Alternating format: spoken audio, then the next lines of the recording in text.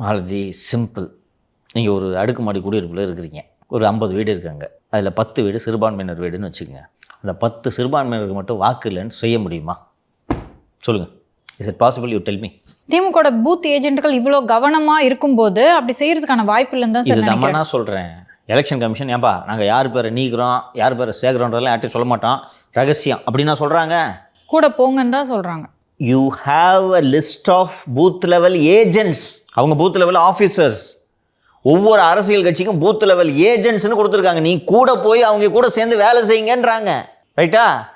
நீங்கள் இப்போ ஒரு பள்ளி ஆசிரியர், பிரசாத் ஒரு பள்ளி ஆசிரியர் போகிறாரு. இப்போது ஃபார்ம் வந்திருக்கு பார்த்தீங்களா நீங்கள்? 2002 இது இப்போ இது ஃபஸ்ட்டு இது என்னென்னா புரிஞ்சுக்கணும்ப்பா. 2002 ஒரு வாக்காளர் பட்டியல் இருக்கா? அந்த பட்டியலில் இருக்கவங்களாம் இன்னும் அதே இடத்துல இருக்காங்களான்னு செக் பண்ணுறதாப்பா இது.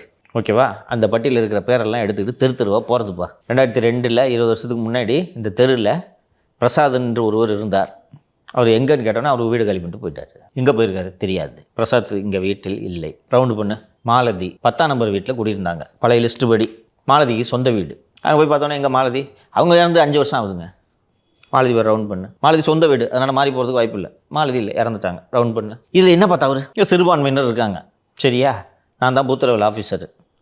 நீங்கள் இருக்கிறீங்க. உங்கள் பேர் நூர்ஜஹான்.